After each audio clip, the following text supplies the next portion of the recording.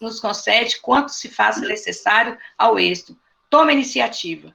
Empreender ações dignas, quaisquer que sejam, representa honra legítima para a alma. Recorde o evangelho e vá buscar o tesouro da reconciliação. Né? Reconcilia-te com teu inimigo enquanto estás a caminho. É disso que a Narcisa está falando. Não mais vacilei, ele fala. Corri ao encontro de Silveira e falei-lhe abertamente, rogando perdoasse a meu pai e a mim as ofensas e os erros cometidos. Você compreende, acentuou. Nós estávamos cegos. Em tão estado, nada conseguíamos vislumbrar, senão o interesse próprio. Quando o dinheiro se alia à vaidade. Silveira dificilmente pode o homem afastar-se do mau caminho. Silveira, comovidíssimo, não se deixou terminar. Ora, André, quem haverá isento de faltas? Acaso poderia você acreditar que vivi isento de erros? Além disso, seu pai foi meu verdadeiro instrutor. Devemos-lhe pelos meus filhos, e eu abençoo as lições de esforço pessoal. Sem aquela atitude enérgica que nos subtraiu as possibilidades materiais, que seria de nós no tocante ao progresso do espírito. Renovamos aqui todos os velhos conceitos da vida humana.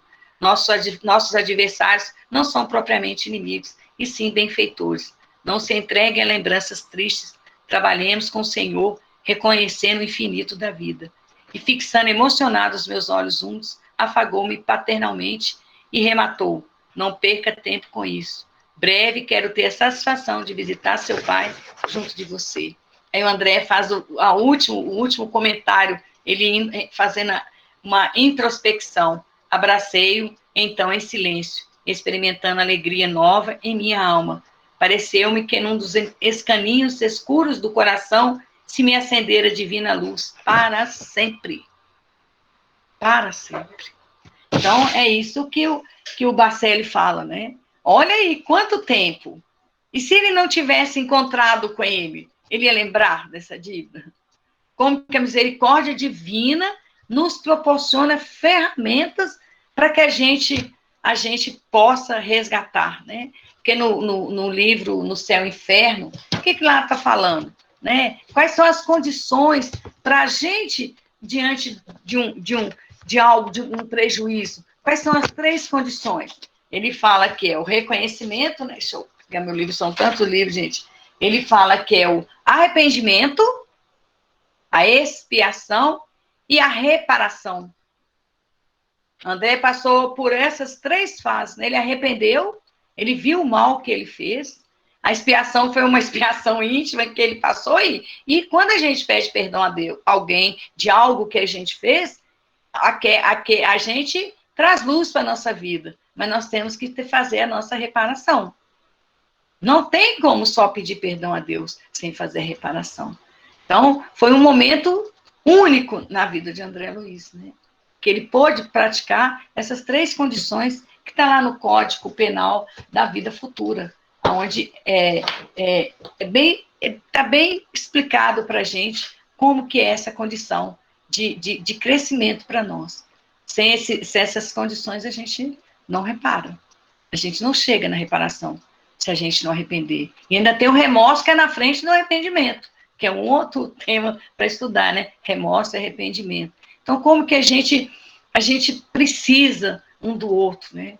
Como que a gente é muito, eu acho que nós somos muito devagar ainda, né? Muito lentos. Parece que o evangelho, que está aí tem mais de 2000 anos, a gente não pratica as lições de nosso Senhor Jesus Cristo. No nosso dia a dia, a gente esforça, a gente busca, mas na prática do bem, nessa prática do bem que Jesus deixou as lições, a gente ainda está um pouco longe disso, né? Não podemos desistir, né? Nós temos que nos esforçar, né, para alcançar essa condição. Mas a gente, às vezes, admira alguém que está fazendo um projeto, que está fazendo um trabalho, mas a gente não quer participar. Quantas pessoas, eu tenho certeza que vocês já ouviram isso, quando eu aposentar, eu vou praticar a caridade? Aposentar de quê? Né? Que quer aposentar, né? Quem garante que nós vamos aposentar? Aí a pandemia aí trazendo a não aposentadoria para todo mundo, tão de pertinho no nosso dia a dia. E aí? Né? Nós estamos preparados para voltar para a paz espiritual? Como que nós vamos chegar na paz espiritual? Com quem que nós vamos encontrar do outro lado? E os nossos não afetos? E a gente aproveitando, né, que Jesus falou que a cada dia basta o seu mal, os nossos não afetos podem até ter admiração para nós. Como que a espiritualidade fala isso com a gente direto? Às vezes os nossos inimigos do passado, às vezes os nossos inimigos do passado vêm ao nosso encontro, mas nós estamos trabalhando bem. Vem de novo, nós estamos trabalhando bem. Nós estamos com a mente ocupada no bem, né? O trabalho, né? Todo esforço útil. Eles vão ficando cansados ou começam até a trabalhar também.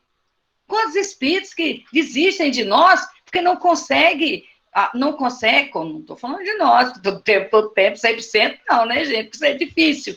Mas ele quer trazer algo menos bom para a vida da gente, porque tem uma vingança, uma tristeza, um ressentimento. Mas chega a gente, hoje, trabalhar no bem, se você está lavando uma roupa na sua casa, você lava aquela roupa com amor, você agradece a Deus pela água, pelo espaço físico que você tem, pela roupa que você está lavando, porque tem gente que não tem nem roupa para vestir, nem para lavar, quanto mesmo para vestir. Né? Você fica. Isso é meditar, é concentrar. Você faz isso bem feito. Você vai fazer uma comida, faz com amor. Faz com amor. Não adianta ter tudo quanto é variedade de alimento numa mesa, se aquele alimento não é feito com amor. Às vezes, uma pessoa que come um arroz, um feijão, um ovo frito, ele está muito mais feliz do que aquele que come um banquete. A gente vê as pessoas no restaurante rindo, assim, divertindo, não quer dizer que elas estão felizes, não. Porque hoje também as pessoas nem ficam felizes, né, gente? Elas ficam perdendo tanto tempo fazendo foto para postar nas redes sociais, que as pessoas estão perdendo a autenticidade. Elas, às vezes, estão num momento feliz da vida delas, ao invés dela viver, sentir, o que ela quer fazer? Ficar postando, ficar tirando foto, depois ela quer voltar atrás para viver aquele momento que não tem como viver mais. Olha como que nós perdemos tempo na nossa vida, de viver em harmonia, né? De viver em amor no nosso dia a dia, uns com os outros, né? É uma oportunidade, um dia na nossa vida é uma oportunidade maravilhosa que Deus dá para todos nós. E ao invés da gente angariar amigos, a gente faz inimigos, provocando, criando ódio, afastando as pessoas uma das outras, fofocando, maldizendo o nosso dia, já acorda negativo.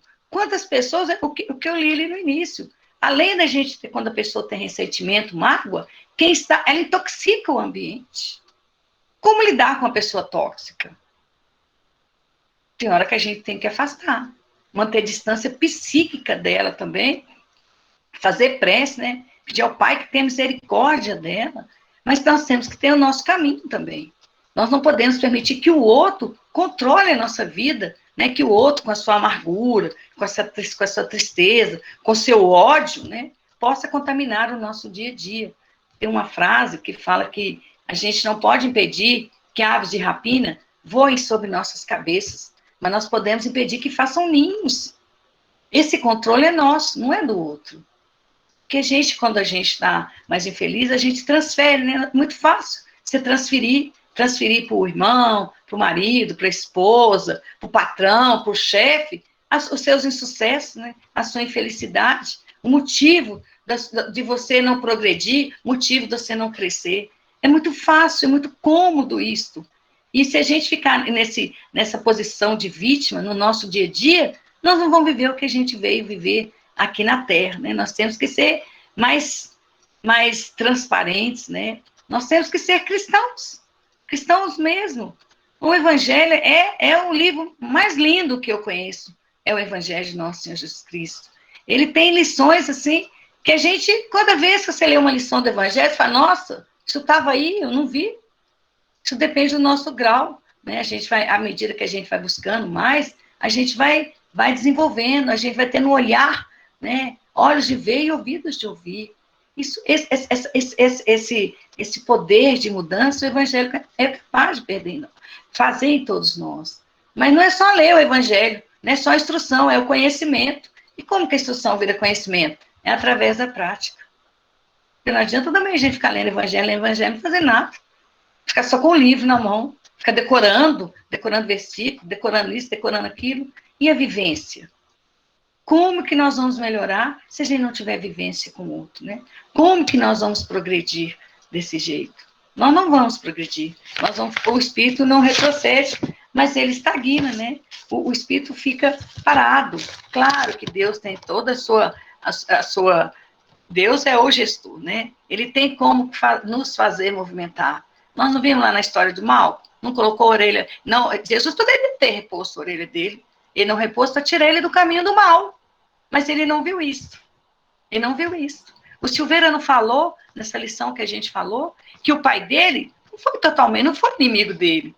Que o que o pai do André Luiz fez ele rever os conceitos, fez ele estar onde ele está hoje na parte espiritual, como ele está. Não foi um mal. Ele falou que os nossos inimigos são os nossos amigos, de uma certa forma, porque eles nos conduzem a fazer mudança em nossa vida. Mas a mudança que o Silveira fez não foi só mudança de quem ficou mais pobre materialmente, não. A verdadeira mudança é a mudança espiritual. É como que ele passou a viver. Olha a lição que ele dá para nós. Porque a gente sempre acha que o outro está prejudicando a gente, estragando a vida da gente, né? Interrompendo o fluxo de vida da gente. Se a gente ter esses olhos, né? Que aquele outro está dando uma lição para a gente. Outro dia eu estava sentada lá no meu trabalho e uma colega minha fez uma tarefa que era para me fazer, ela quis fazer. E ela fez de uma forma diferente, que eu ainda não tinha feito. Aí eu pensei, tá vendo?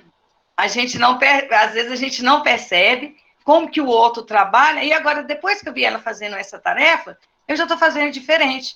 Eu dei uma aperfeiçoada nessa tarefa, porque ninguém está pronto, né? Ninguém sabe de tudo. Então, isso é a vida da gente. Às vezes a gente não permite que ninguém faça nada, porque a gente acha que só a gente é bom, só a gente que sabe fazer aquilo, só a gente que tem a capacidade. Os pais fazem muito isso com os filhos, né? Não permite que os filhos cresçam, né? E fica ali, fazendo tudo. E às vezes o filho da gente vai surpreender a gente com atitudes nobres, né? Atitudes de um bom caráter. E o pai e a mãe, com boas intenções, né? Não permite que o filho cresça. Então, isso a gente tem que fazer isso no nosso dia a dia. Permitir que o nosso colega de trabalho cresça. Permitir que os nossos companheiros de jornada em casa cresçam também. Valorizar as pessoas que estão do nosso lado, né? Porque se a gente não tiver uma relação saudável com ninguém no nosso dia a dia, se você não gosta de ninguém, você não gosta de quem está dentro de casa, não gosta de quem está no trabalho, não gosta de quem está na fraternidade, todo lugar que você vai, você não gosta de ninguém, onde que está o problema? Não é no outro. Né? O problema está na gente, a forma que a gente está se relacionando, né? Aí a gente pensa assim, qual que é o antídoto, então, para a gente trabalhar, né, trabalhar para a gente não ficar magoado, né, para a gente não guardar ressentimento no nosso dia a dia, né? Como eu devo agir para que o que acontecer comigo, conosco, no nosso dia a dia, não nos cause tanto mal assim? Porque o mal não está no outro, o mal está dentro de nós. Né? Como a gente ainda é muito imaturo, a gente não tem maturidade para conseguir lidar com aquela situação. E às vezes, muitas das vezes, alguém que está nos maltratando, ele tá dando um grito de socorro para a gente. Falando, preste atenção em mim, eu estou sofrendo. Eu estou precisando de ajuda. E a gente leva para o outro lado, que a pessoa é sem educação, que a pessoa é grossa, que a pessoa maltratou a gente. E aquela pessoa, ele não sabe nem como ele expressa o sofrimento dele, ele expressa com agressividade. Será que a gente consegue perceber isso? Que por trás daquela agressividade tem uma alma em estado de sofrimento? Será que a gente tem essa perspicácia? Essa sensibilidade? Ou a gente vai ficar igual ou pior do que aquela pessoa que está sofrendo? Como que a gente vai melhorar se a gente não percebe o outro? E o Lázaro fala que o antídoto é a oração e a ação no bem. São os melhores antídotos para que possamos expulsar de nosso subconsciente a raiz da amargura, uma vez alimentada em nossos corações. Quando retida, traz doenças emocionais, espirituais e orgânicas, estendendo a contaminação a muitos que participam do nosso relacionamento. É o que o Paulo adverte. Tende cuidado de que ninguém se prive da graça de Deus e de nenhuma raiz de amargura brotando por vós, brotando vós perturbe e por ela muitos se contamine. Está na carta de Hebreus, capítulo 12, versículo 15. Tende cuidado para as pessoas não privarem da graça, né? Então, para a gente não amargurar a vida das pessoas. O que a gente está fazendo na vida das pessoas? Será que a gente é um bálsamo, um perfume, né? Será que a gente é como o sândalo, que perfuma o machado que fere? O que a gente traz nas vidas das pessoas que estão ao nosso redor? Mais tristeza, mais amargura, mais raiva. Mas vocês já pensaram, se acontecer com a gente, eu fico pensando nisso. Alguém, no seu momento de tristeza, comete o autoextermínio porque a gente induziu essa pessoa a cometer. A decisão é dela, mas no livro do Espírito também está escrito que nós também estamos no erro quando a gente induz as pessoas a ficarem num mundo mais difícil ainda, num estado íntimo tão difícil que a pessoa ceifa a vida. A gente tem que tomar muito cuidado. E isso hoje na Terra, né, nesse momento, nesse turbilhão que nós estamos vivendo, as pessoas estão muito sensíveis. As pessoas, eu falo assim, os sentimentos estão muito perecíveis. Cabe a nós, espíritas, né? Cabe a nós, cristãos, fazer a nossa parte. Né? Que nós sejamos sementes do bem aonde nós estivemos. O nosso tempo está quase acabando, né? Tem 4 minutos, né? Eu vou só terminar com uma passagem do Evangelho, do Evangelho segundo o Espiritismo. Eu deixei para que a gente finalizasse. Está no capítulo 104, Instruções dos Espíritos, Perdão das Ofensas. Ele é pelo Simeão, mas eu não vou ler a parte toda, não. Ele fala que, quantas vezes perdoarei a meu irmão? Perdoar-lhes-eis, não 7 vezes, mas 70 vezes 7 vezes. Eis uma dessas palavras de Jesus, que mais deve atingir a vossa inteligência e falar mais alto ao vosso coração. Comparai essas palavras de misericórdia com as da oração tão simples, tão resumida e tão grande em suas aspirações que Jesus dá aos seus discípulos, e encontrareis sempre o mesmo pensamento. Jesus, o justo por excelência, responde a Pedro: perdoarás, mas sem limites. Perdoarás cada ofensa, ainda que a ofensa te seja feita frequentemente. Ensinarás aos teus irmãos esse esquecimento de si mesmo, que os torna invulneráveis contra o ataque. Os maus procedimentos e as injúrias serás brando e humilde de coração, não medindo jamais a tua mansuetude. Farás, enfim, o que desejas que o Pai Celestial faça por ti. Não tem ele que te perdoar frequentemente? E conta o número de vezes que seu perdão desce para pagar tuas faltas? Escutai, pois, essa resposta de Jesus, e como Pedro, aplicai-a a vós mesmos. Perdoai, usai de indulgência, sede caridosos, generosos, pródigos, mesmo de vosso amor. Daí porque o Senhor vos restituirá, perdoai porque o Senhor vos perdoará, abaixai-vos porque o Senhor vos elevará, humilhai-vos porque o Senhor vos fará sentar à sua direita. Né? Isso é uma mensagem muito forte que Simão fala. E quando ele fala aqui, perdoará, mas sem limites, perdoarás cada ofensa, ainda que a ofensa te seja feita frequentemente. Essa passagem é para a nossa casa, né, gente? A nossa casa que a gente vive no dia a dia. Porque, às vezes, a pessoa que está do nosso lado, por não saber, às vezes nos ofende. Ou a gente fica ofendido todo dia com aquele mesmo comportamento. Então, ele fala para a gente perdoar. E perdoar, de vez em quando, é menos difícil. Agora, todo dia, a mesma pessoa, com a mesma atitude, Simão está dando uma lição aqui para a gente, né? Uma lição de perseverança, né? E ele fala que perdoarás sem limite e ensinarás aos teus irmãos que esses esquecimentos de si mesmo, que os torna invulneráveis contra o ataque aos maus procedimentos e às injúrias. Quer dizer, esse perdão, ele imuniza a gente. Então, é o que eu falei no início. A gente tem que aprender a não ficar ofendido, não ficar magoado, não ficar ressentido, porque a gente não vai ter paz em lugar nenhum se a gente viver com o coração cheio de mágoa, de ressentimento, né? Senão a gente não poderia estar aqui. Eu acho muito difícil vocês ficarem quietinhos e eu ficar só falando, né? Eu gostaria de conversar, né? Olha, isso para mim é muito difícil. Ainda mais que eu vendo vocês, que eu tenho tanto tempo que eu não vejo, que eu sinto grandes saudades, e o Miramês é a casa do meu coração. Eu posso estar em qualquer lugar, fisicamente falando, mas a casa do meu coração é a Fraternidade Espírita Miramês. É a minha casa. Eu me sinto em casa, vendo vocês na casa de vocês. Né? Então, o nosso tempo está acabando, né? Esse tempo físico aqui. Mas a gente pode encontrar no sonho, né, também, né, ter essa oportunidade. Eu agradeço a presença de todos, agradeço muito a Deus, agradeço ao irmão Miramês, né, mentor da casa, ao meu espírito protetor, ao espírito protetor de todos nós, pelas nossas vibrações. Obrigada, paz, alegria, que Maria Santíssima cubra todos nós com seu manto sagrado, que nós possamos ter uma boa noite de sono, de refazimento. Boa noite. Boa noite, Lívia. Nós te agradecemos muito aí pela excelente palestra, realmente muito inspiradora, né? Que nós todos possamos abrir nossos corações e nossas mentes para interiorizar essas mensagens que você nos trouxe esta noite. Nós não tivemos perguntas, tivemos vários comentários que estão ao final, né?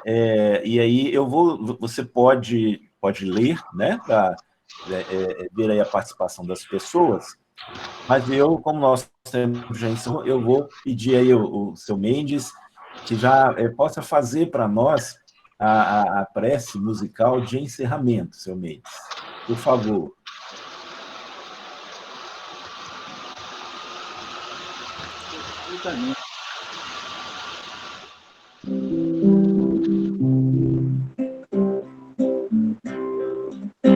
Allan Kardec vem nos mostrar os caminhos de Jesus.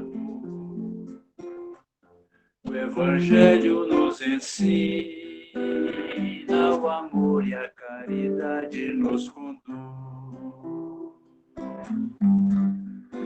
Allan Kardec vem na brisa do horizonte ensinar a alma carente um sorriso de criança, o amor e a caridade ao doente. Allan Kardec o consolo vem trazer para os que sofrem e querem aprender. Allan Kardec o consolo vem trazer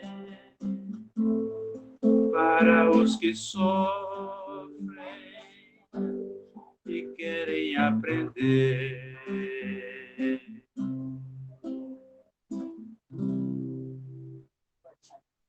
Que Jesus possa continuar nos nossos corações e que a sua paz possa nos dar uma boa noite de descanso.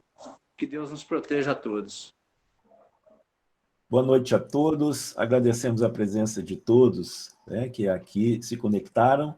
E agora teremos novas palestras na próxima semana, na segunda e na quarta, novamente neste mesmo horário, de 20 às 21. Muito obrigado a todos, tenham uma boa noite. A Miriam, um grande abraço, para um grande prazer te ver novamente.